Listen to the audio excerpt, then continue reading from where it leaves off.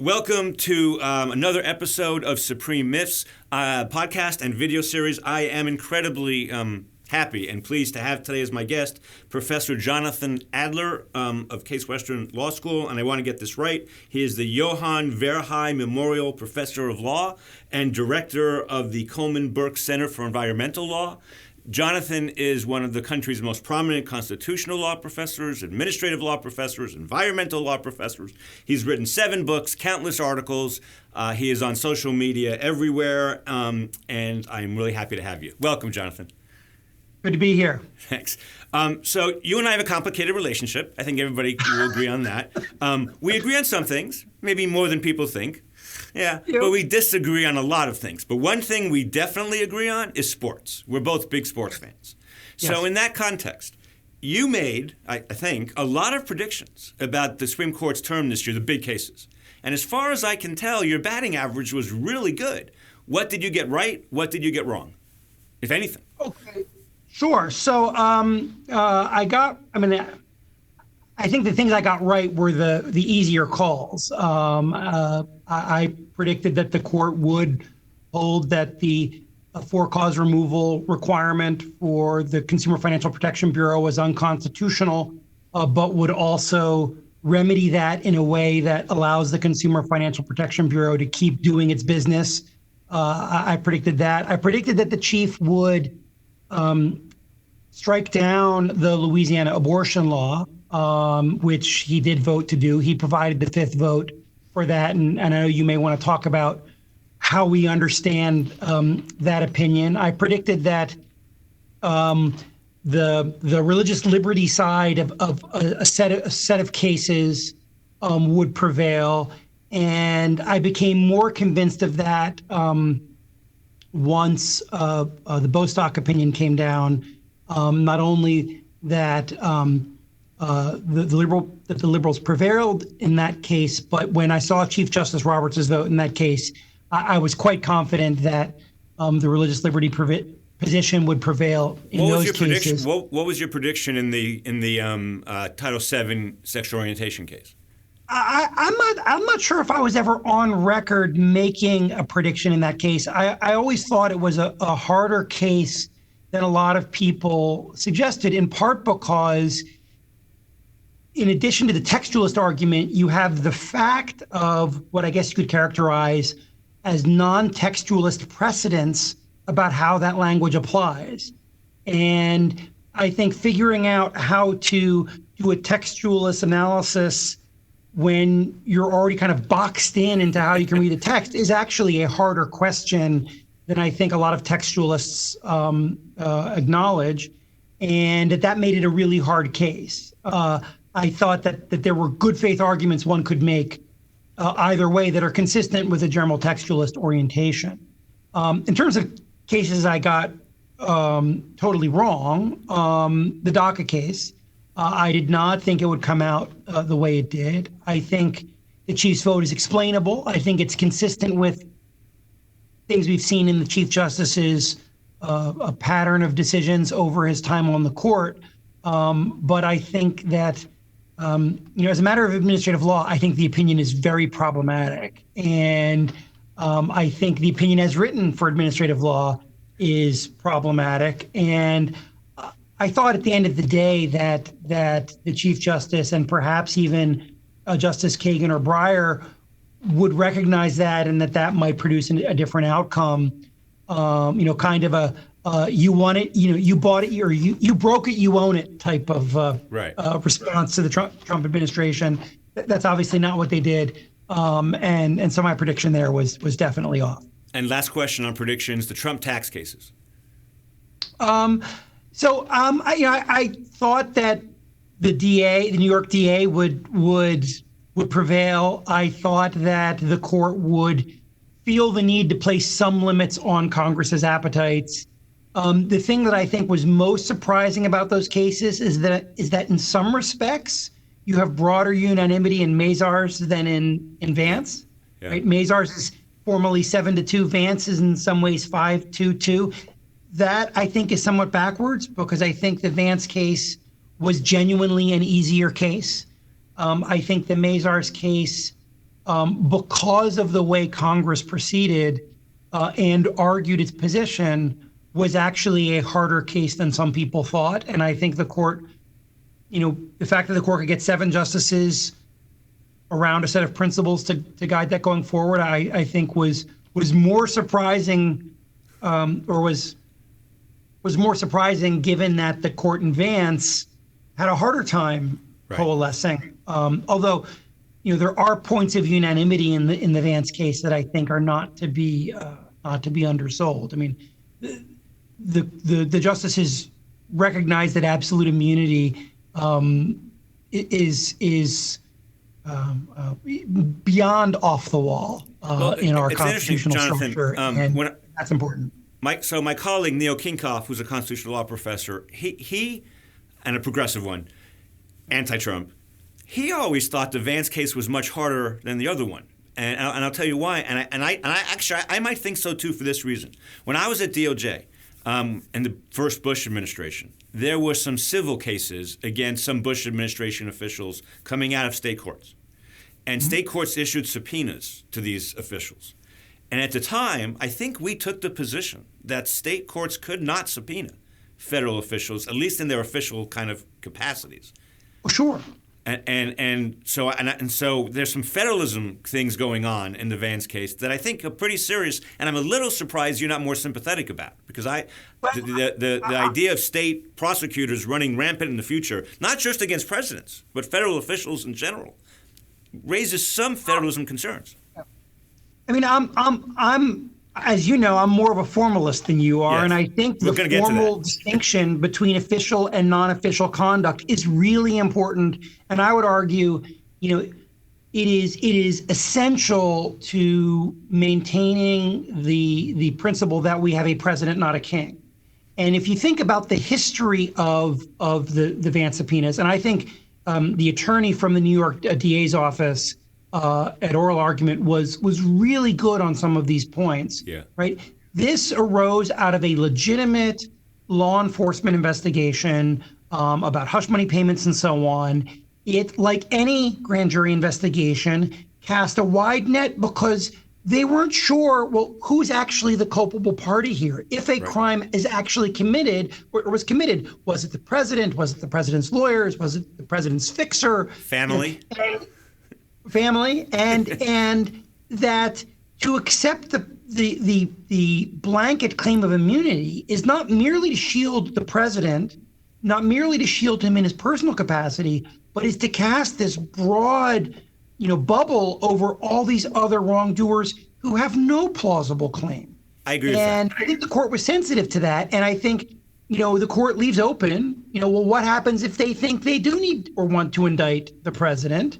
And we are aware of the practice of sealed indictments that don't actually get acted upon until some later date. Right. And we're aware that if they tried to indict Donald Trump, they'd have to wait. And I don't know about you, but I think that would be the right call. Me too. If we agree on that. This is going to be boring for everybody, but yeah, I agree with that. The president can't be indicted while in office. Yeah. So I think as long as we maintain those lines, it's an easier case. Okay. So I want to do a little bit of a deeper dive into some of these cases, especially Bostock, because that is going to bring us to some points of, I think, disagreement that I think might be interesting. So I, as you can imagine, was just offended by all of the discussion about how textualist Gorsuch's opinion was. And the reason I was offended by that commentary is because if you read Kavanaugh's and Gorsuch and Alito's dissents, or if you read some lower court opinions on the subject, I don't understand how any reasonable person can walk away from that dispute without saying reasonable people can disagree on this case if we stick to the 4 corners of the text. So my first question is, if we stick to the 4, we're not talking about what they thought, what they didn't think, we're not talking about even precedent, just the 4 corners of the text, reasonable people can disagree. Do you agree with that? Yeah, I do think reasonable people can disagree, certainly in the vast majority of cases. Justice Alito has this hypothetical about the employer that, has the questionnaire and it asks your sexual orientation, but it never asks your sex. And if you check the wrong box of sexual orientation, you never get hired.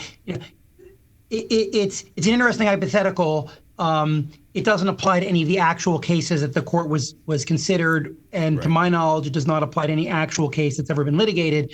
But it's an interesting hypothetical. So, my legal realist view on this, I've stated publicly, is 70%, give or take, of the American people think gays and lesbians should get equal treatment at work along with everybody else, give or take. Different polls, but it's clearly a majority.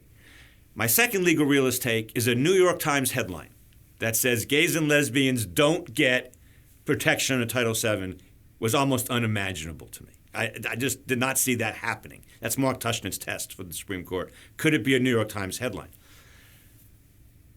Do you think this really was a textualist exercise for Gorsuch, or was it a textualist plus some other priors that he didn't reveal exercise for Gorsuch? Well, let me say two things, right? Yeah. One is where you and I'll agree is judges are people, right? When you put on the robe, you are not suddenly immunized from motivated reasoning and from various, cognitive failings that we all experience. So, so can I exclude the fact that Justice Gorsuch, knowingly or not, was influenced by his broader sense of what was just or what was reasonable or what he wanted his name on? Of course, I cannot exclude that. Do I think that Justice Gorsuch believes that the text of the statute, at least as constrained by prior precedents that limit how that text can or cannot be interpreted, do I think that he believes in good faith that he reached the best result? Yes, I think that. Do I think do parts of his language, as is common in judicial opinions, overstate the degree of certainty and absoluteness of the result? Yeah, and I think that's an unfortunate tick that I think a lot of judges fall into, this unwillingness to recognize that close cases are close cases. But I think in good faith he believes it's the better interpretation. I want to ask you about that, because my friend Eric Berger at Nebraska has written about this, the rhetoric the Supreme Court uses. Why can't they, in big cases that people are going to read, or not read, but be aware of? The American public was somewhat aware of this Title VII case or the abortion case or those kinds of cases. Why can't they bring themselves to say, this is a very close call, I'm doing the best I can, I'm reading the language of the Constitution the best I can? What is it that makes them stop them from doing that? It's so frustrating. Our students would benefit from that, right? Oh, I totally agree. I mean, I compare the current approach to, say, the opinions of, say, a Justice Robert Jackson, who in some very tough cases, and even some cases that we're inclined to think are easy, openly wrestling with. I mean, his Korematsu dissent, right? He reaches what I think you and I would agree is ultimately the right conclusion. But there's a lot of language in there where he says, look, if we actually think about what we, the court, are being asked to do here, we should be awestruck by the idea of a court telling the military they can't do something. The ultimate test of military action is not whether it is lawful, but whether it is effective. I mean, confessions of concerns that cut against the outcome that would be almost unheard of in a contemporary opinion. And I would agree with you. I would like justices, even in statutory interpretation cases, to acknowledge that we can say something is the best interpretation of language while recognizing that people of goodwill and in good faith may disagree with us. My suspicion is that our battles over doctrines like Chevron, where doubt triggers other things, probably has conditioned someone like Gorsuch to want to cabin that doubt. Now, in Bostock, there was no agency that could claim Chevron deference, so I think the fear is misplaced. But I suspect that might be part of it, right? That if we acknowledge that this text has a best reading, but it's a 60-40 case, not a 90-10 case, well then what happens when it's the Environmental Protection Agency interpreting a portion of the Clean Water Act?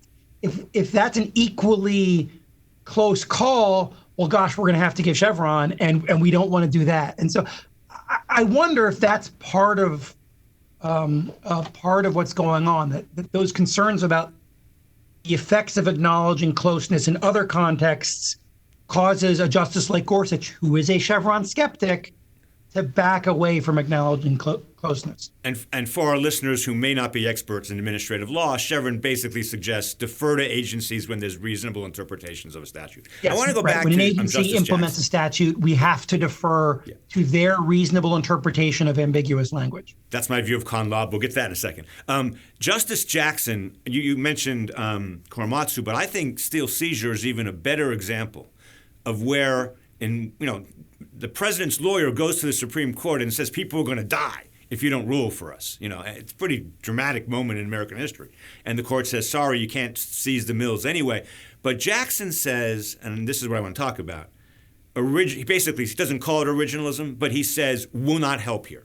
Divining what the founding fathers thought about this very specific situation. It's like divining the dreams of the pharaohs by Joseph. And it's several paragraphs of humility and modesty about what originalism can bring to the table. And I can't imagine any contemporary conservative justice taking that position, although Alito maybe has made fun of, Scalia a few times. Here's my question. I think you said to me before, are you an originalist? I don't think you are. Well, I am, but I'm not. I mean, in the sense that I do believe that where the original public meaning is clear or reasonably discernible, it should bind. I also think, though, that things like precedent and established practice are important in a workable system that has been operating now for 200 some years. And so, as a practical matter, I think that judges and justices in particular should recognize that not every original outcome is actually still on the table. That's a great way of putting that. Impression. I like the way you put that. Not every original outcome is still on the table because, in Professor David Strauss's terms, descriptively, not normatively, but descriptively, we have a common law, constitutional law that clearly builds upon hundreds of years of precedence. As a descriptive matter, do you agree with Strauss that we basically have a common law Supreme Court? I think as a descriptive matter, when it works well, that's pretty close to what we have, and that certainly, I think that in your conversation with Jack 2 episodes ago, he pointed out there are parts of the Constitution that set forth principles that are going to be contested and developed over time, and I think that's descriptively what has happened. I think we can say the court has done a better job of it or a more reasonable job of it in some areas than in others. But descriptively, I think that is what we've seen. And I think the idea that it would be better to have the justices reconsider every constitutional question from ground zero in every case. No, I mean, you can't run a railroad that way. And let's take the Espinoza case on this point, on this originalism point, okay? Espinoza is my most hated case this term, by far. And part of it is my experience. So at the Department of Justice, I litigated a very big case in San Francisco that was challenging aid the government was voluntarily giving to parochial schools. And from about 1947, I think, Everson versus Board of Education, all the way into Zellman in the 90s, the Supreme Court decided more than a dozen cases of what kind of aid can be given to private religious schools by state and federal governments. No one in that litigation ever said the aid must be given. The issue in the Espinoza case, for those who are following or aren't experts, was once Montana decides to give assistance to private non-religious schools, does it have to give the same assistance to private religious schools? And what I've said publicly is I litigated with the lawyer for the United States Catholic Conference this big case. He was Justice Warren's law clerk. He believed in aid to religious schools. His client was the U.S. Catholic Conference. He never dreamed in 1990 that the Free Exercise Clause would ever require the state of Montana to give this aid just because they were helping private schools. Then all of a sudden the court comes up with this rule, this brand new rule, which I know that the case 4 years ago hinted at, but didn't go full board. No, if you're a state and you help private schools, you have to help all private schools. And my question to you is, where does that rule come from? Like, I mean, really, from where does it spring? I think it is a combination of both the First Amendment and 14th Amendment equal protection values, and I think it's developed in a common law way. I mean, one thing I think it's important if we're going to talk about how doctrine develops, it's not a one-way ratchet, and Fair enough. I think that we saw over a long period of time that as governments started experimenting with things like educational vouchers and so on, that there was some conflict and tension in the prior set of rules, the rules that you litigated under. And I think, like in any sort of common law system, that destabilized the rule because we had tensions and conflicts. The old rule was pinching in ways that we were uncomfortable with. And it's taken the court some time to figure out what to do with that. But I think espinoza is the end result of the pendulum swinging back in a common law way, right? Trinity Lutheran hinted at this principle in a case about playgrounds.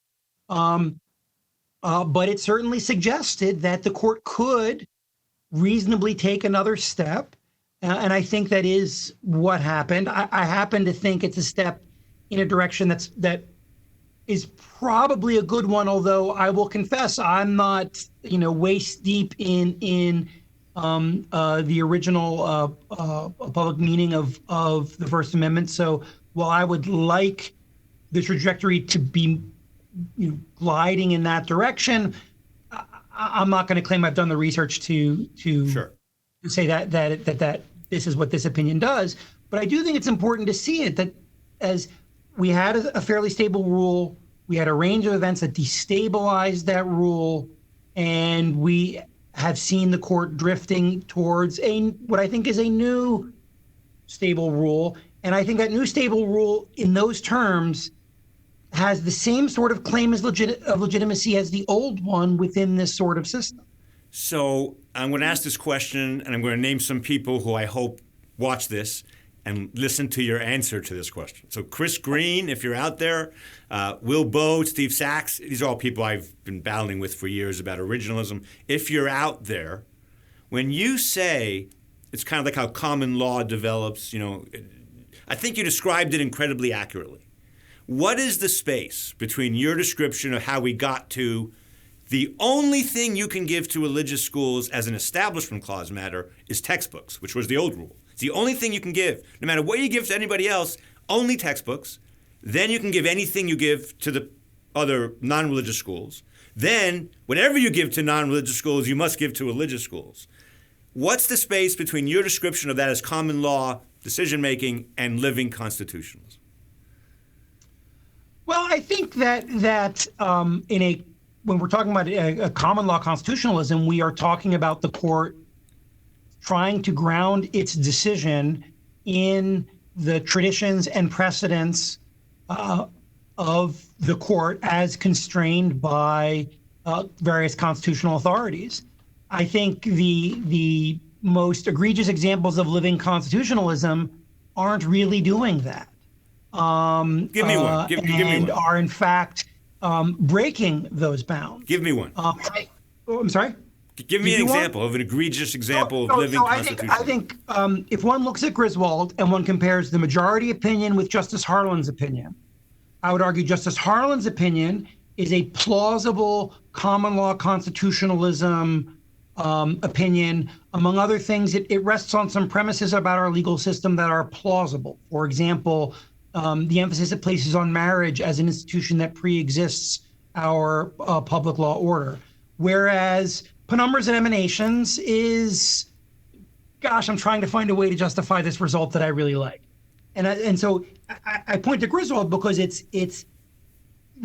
can see different ways of reaching an outcome. One that I think is more legitimate, the Harlan opinion. One that I think is less opinion, And that's interesting, really interesting that you say this, because when I teach those cases, and I teach Harlan's concurring opinion and Griswold, which was the contraceptive case from Connecticut, for those listening, Scalia targeted Harlan's opinion not by name but by quote many, many times because he hated what Harlan said about reasoned judgment. So give me a minute here to indoctrinate the non-experts. The issue was, could Connecticut ban all of its contraceptives, basically, and 49 states didn't, and Connecticut was an outlier. So in that sense, it was a pretty not important case in that sense. But it was an important case doctrinally. And Harlan was concerned about this idea of substantive due process, right? He was concerned about it. It gives judges a lot of discretion. But he said we can limit that discretion if they rely on federalism, separation of powers, precedent, our nation's traditions, and reasoned judgment. And in Scalia's dissent in Casey, the big abortion case, he targets that phrase exactly and says the best we can do is say reasoned judgment, and that's just the preferences of the justices. I agree with Scalia. Do you?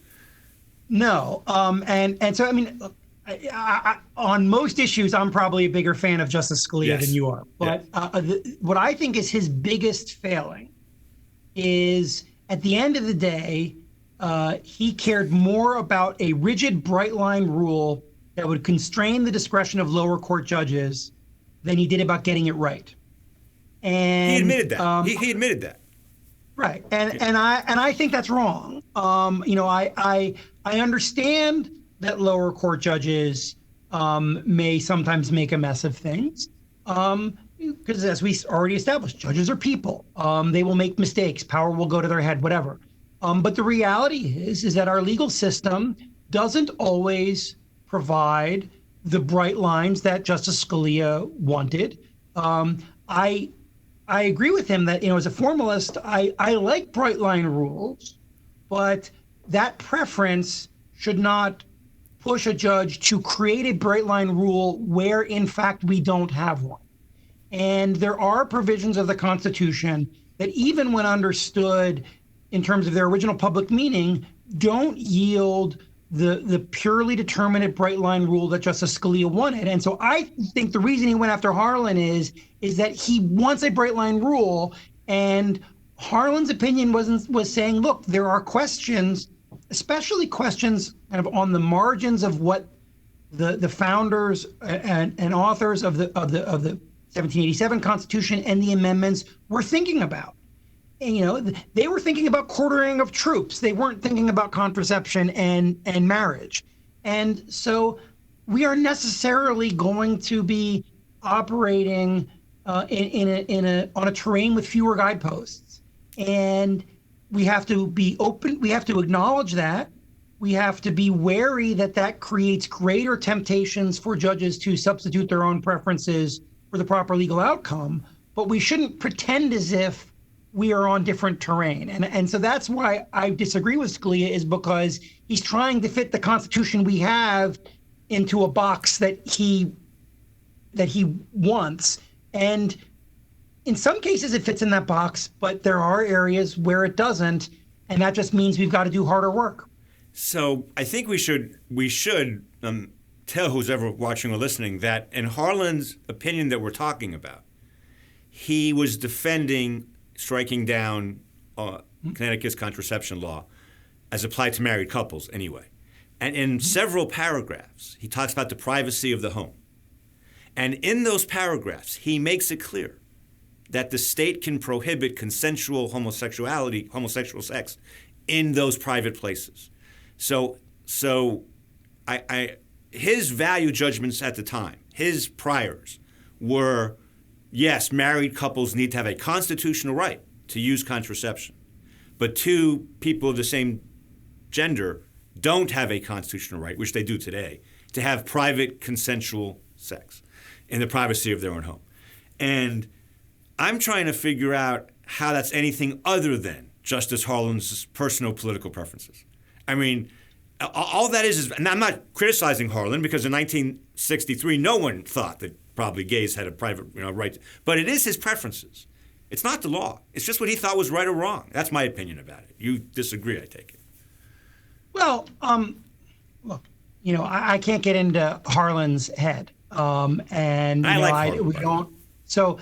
So do I think that his opinion can largely be justified by an appeal to the principles that he claimed he was relying upon? Yes, I think it can be. Now, do I think every particular of every sentence is immune from challenge? Of course not. But I do think his notion that in our legal tradition, that marriage as an institution was a premise in some respects, in the sense that it was part of the pre-existing legal order, and perhaps privacy in the home was as well. I think there is a plausible claim there, right? Yeah. There is a plausible claim that the state has an interest in policing public displays of sexuality within certain realms that it doesn't in private. I'm saying in what can be justified legally, not what I would support. As you know, I'm fairly libertarian. Yeah.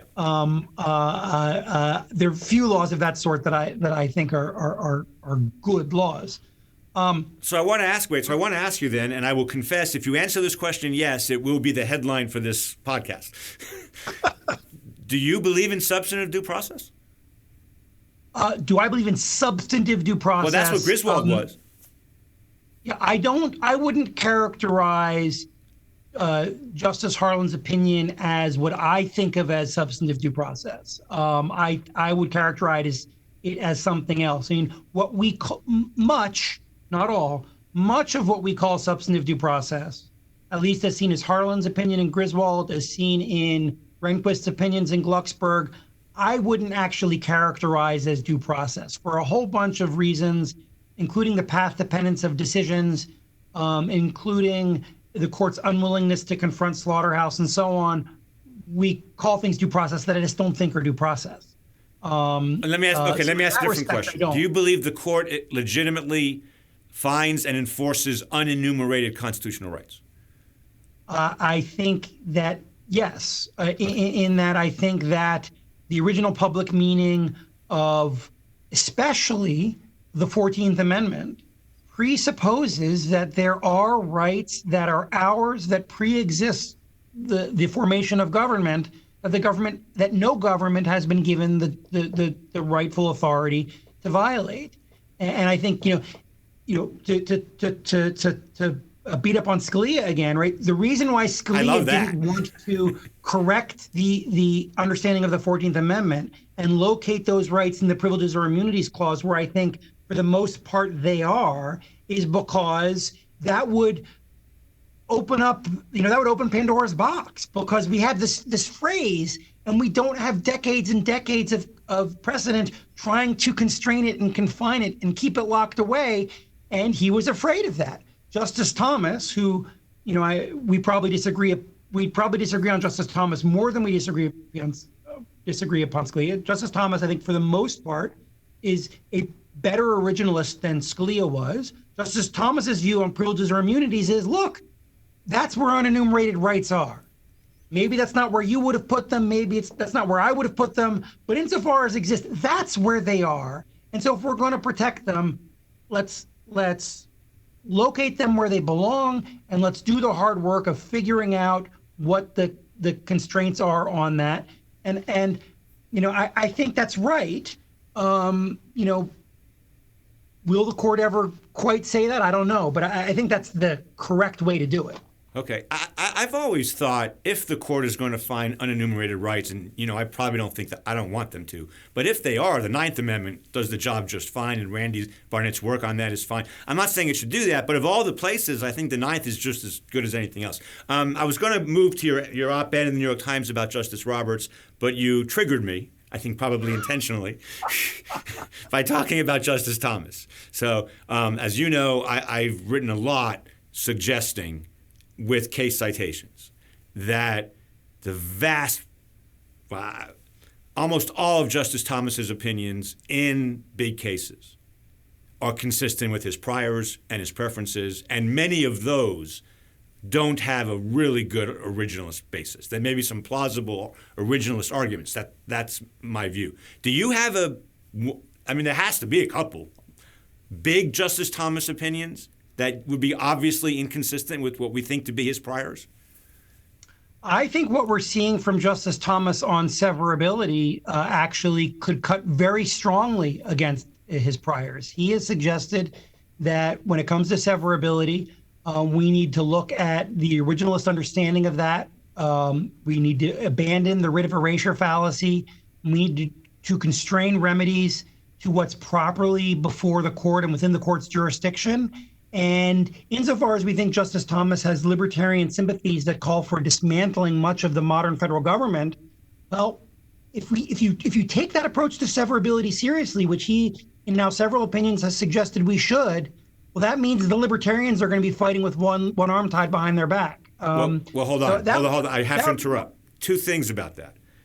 I don't think 1991, when he was confirmed, Republicans were in favor of dismantling the administrative state in the way some conservatives and libertarians are today. So I'm not sure what his prior is on that.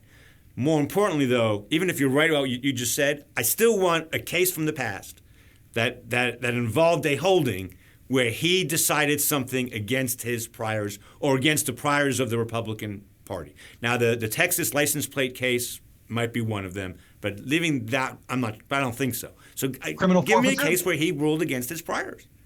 Criminal forfeiture? I can never pronounce that name. It's Bakajian. I never pronounced that case correctly. So but that might be one. Would you concede there are less than five?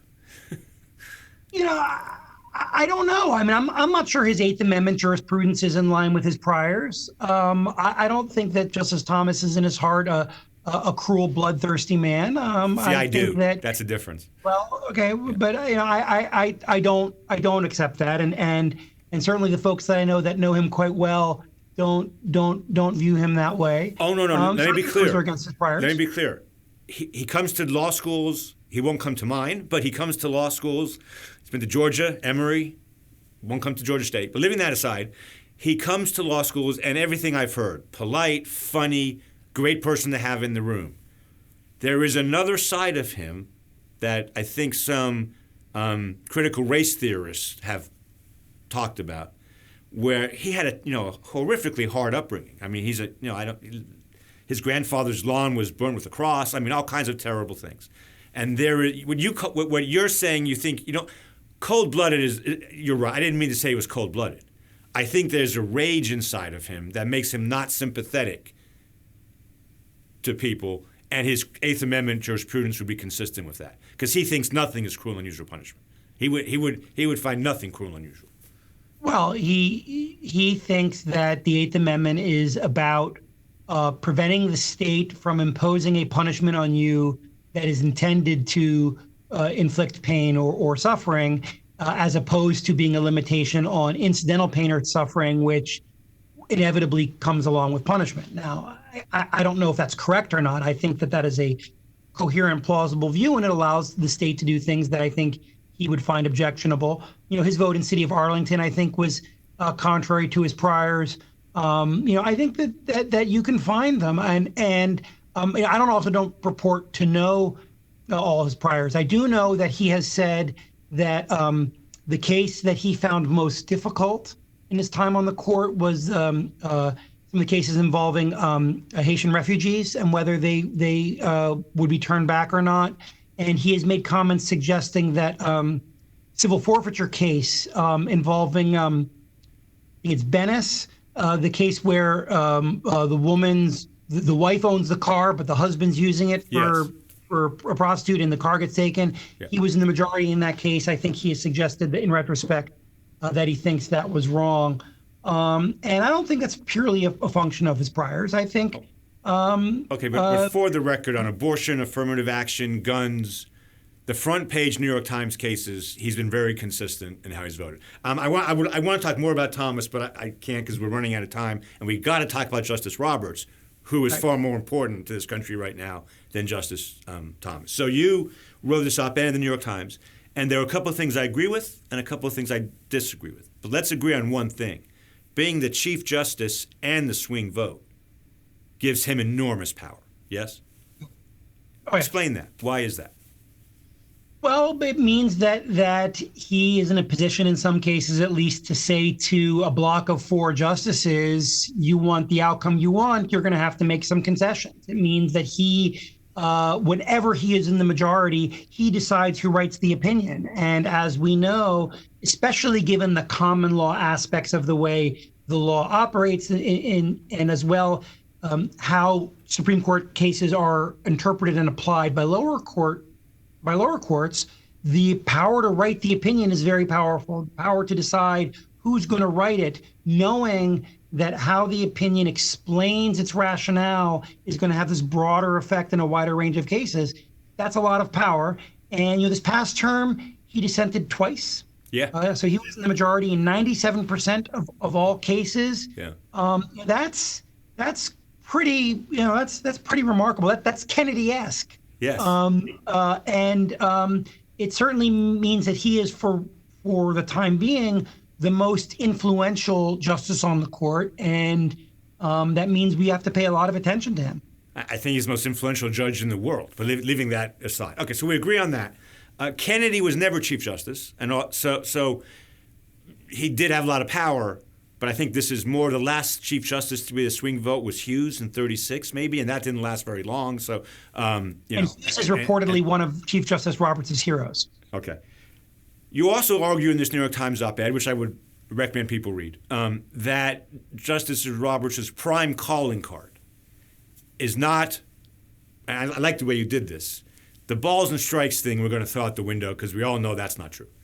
But he did promise to go slowly. He did promise to be an incrementalist, and you defend that in this piece. How deeply ingrained do you think that is in Justice Roberts? That he's going to, whatever he's going to do, he's going to go slowly when he does it. Most of the time. There's no one's 100%, but most of the time. Well, yeah, right. It's not just slowly. I mean, in the closing of the piece, I say we talk about balls and strikes. The important part of what he said in his confirmation hearing is that no one goes to the game to watch the umpire, right? If we're talking about some football playoff game and we're arguing over whether the ref got a pass interference call correctly, or if which we're in one are you referring to, quarantine, Jonathan? right. Or if we're in quarantine and the only sports on TV is mixed martial arts, and we're talking about did the referee call the TKO too soon, right? That diminishes our appreciation of the sport. The game wasn't a good game if we're talking about the referee. And that's his view of judging. And I believe it is his view. Now, at the end of the piece, I suggest it's a bit naive, perhaps. It's a bit outdated. But I do think that if one looks at both the way he describes what he does and what he does, it is the most powerful, descriptive, and predictive account of what he's doing. And I emphasize predictive because we can always say after the fact, Chief Justice Roberts did this to maximize X. Well, if we're not able to generate predictions about how he's going to act, I'm not sure it's a useful theory.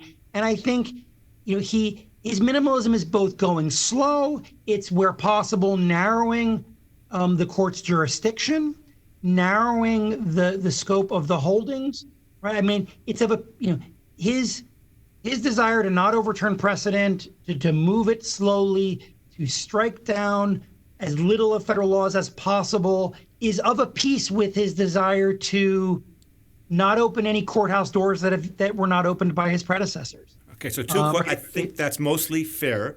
Two questions about it. We agree Shelby County and Voting Rights Act is kind of, even though there was a case before, there was no chance there was a case before Justice Roberts struck down the Voting Rights Act where he warned Congress, this is coming if you don't do something. But he knew Congress couldn't do it. So but the important thing about that case, right, for his method is, in Namudno, the prior case, court was unanimous in believing or in ascribing to or signing on to opinions that claimed the Voting Rights Act presented serious constitutional problems. And so, well, hold on. I think, Stop right there. 8 justices were on his opinion, and then one said we should throw it out now. And I think that's an important predicate to the Shelby County opinion. Chief Justice Roberts could say accurately, every justice on this court is on record saying Section 5 raises serious constitutional problems. Well, we don't know, Jonathan. And after the biography of Justice Roberts by Joan I'll never get her name right, Biscott. So we now have reason to believe that Justice Roberts in some way pressured Kagan and Breyer to join the Medicaid part of NFIB versus bills. I always thought that. I thought the date of the opinion was because Justice Breyer is the most pro-Congress justice of all time. For him to sign on to that Medicaid opinion was crazy. What you don't know, and I don't know, is did Roberts use some pressure tactics on the liberals in the pre-Shelby County case to get them to sign on? Because that is his method. He has done this before. The other thing about Roberts I wanted to ask you about is in Parents in this very first big case, an affirmative action case out of Louisville and Seattle, he ended it by saying the way to stop discrimination based on race is to stop discriminating based on race, to which even Justice Kennedy said that's not enough to decide these hard cases. Shelby County completely distorts a 1965 Supreme Court case that rejected equal state sovereignty. And Roberts could have overturned that case, but he distorts it. Which leading me to my big and last question, because we're out of time and this has been great, but I have a last question. You said when predicting what Justice Roberts is going to do in the future, it's a good bet. We're both sports fans. You would bet he's going to go slowly, incrementally, and we'll take that into account. I agree with that as a general proposition. Jonathan, that's not law. That's Justice Roberts' views about how courts should decide things irrespective, really, of what the actual text or history or even common law heritage is. Because he wants to go slow. Thomas wants to go fast most of the time. That difference is not law. It's something else. It's not. And you're saying it's a way we'll predict what he'll do. So I'm curious why you don't agree more with me about legal realism when we just agreed that the most powerful judge in the United States, a big part of his decision-making process, is a prior separate from the law. Well, I think our difference is that I would characterize, or I would define the categories, I think, differently than you, right? So Chief Justice Roberts' approach is not the approach that I would adopt were I a judge. At least I don't think it's the approach I would adopt if I were a judge, but that won't happen, so we don't have to worry about that. There is a long tradition of believing that judges, as judges, should adopt what are often referred to as the passive virtues. That the in Hamilton's words, exercising judgment as opposed to will requires thinking about one's institutional role, and that is inherent in the nature of judging and a properly operating judiciary. And he happens to elevate those sorts of things above what we might think of as more traditional or harder, hard as in hard versus soft, harder sources of law. He elevates them more than I would, I think. But I don't think that means it's just his preferences, right? Because these aren't his political preferences. It's about his understanding of what it means to judge. And I think that, when I write about him, and I've written a bunch about him, I'm trying to say, okay, how do I fairly characterize what he's doing in terms that he would understand, as a prelude for then saying, okay, is this a good or bad way to judge? So I'm not. I like going slow. I like judges doing less. So But let's end this with. I want to talk about other things in sports, and I'm going to have you back. But I've been criticized by a lot of people in social media for my feeling that retired Judge Posner has judging correctly because he's the most honest judge I've ever seen, and he just puts his values down, and then unless they're blocked by precedent, he enforces them. A lot of people hate his pragmatic approach. I'm not defending it here, but they call it illegitimate. They say he doesn't care about the law, but I don't view Posner. This is the question I'm asking you: Posner's pragmatic approach and Roberts's incremental approach or even Justice Thomas's, I would call faux originalist, you would call originalist, maybe approach. All three of those, I think, are a legitimate way to judge. I don't think they're right or wrong, and they're all the same. They're all the same. None of them are tied to any legal thing we can get our hands around. And so, is Roberts any more of a legitimate judge than Posner? Because I know you're not a Posner fan, but yet you agree that Roberts is going to see cases through his filter of going slowly, whereas Posner sees it pragmatically. What's the difference other than you agree with one another? Actually, you don't. You agree with neither one, right? So what's the difference? Tell me the difference between Posner and Roberts. I'm gonna caricature Posner, but I think Posner's view is, what should the rule be? How can I justify it? I don't think that's Roberts' approach. And I think a case like June Medical Services in some respects demonstrates the point, right? I believe Chief Justice Roberts, in his heart, is pro-life. I believe he thinks abortion is a grievous wrong, and he believes that in a just society, we would find a way to reduce it, if not eliminate it. I believe that is his core value.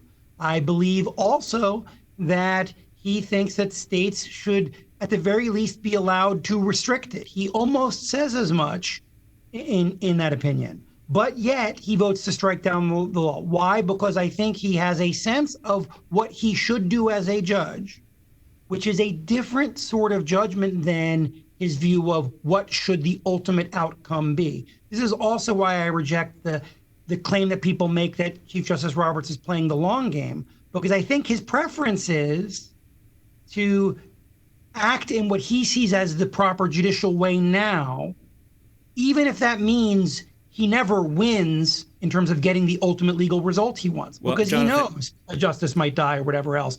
He might never get a second bite at the apple. When he writes in the Woodnow, he doesn't know that there's going to be Shelby County. He maybe hoped there would be, but he doesn't know that. He doesn't know he's going to have an opportunity to truly overturn the whole women's health in some future case. But he feels that in the here and now. Yeah, I disagree. I think he did know Shelby County was coming. And if you had to bet something important, I know you're a great dad. If you were to, I really want to make this clear. If you had to bet on something important, the future of your children, will Roberts eventually vote to either overturn Casey altogether or shred it to non-existence? Or he's going to keep Casey as it is? What would your bet be? I think he is going to keep a constrained but faithful interpretation of Casey so long as he is the fifth vote. So long as he's the fifth vote. What do you mean by that?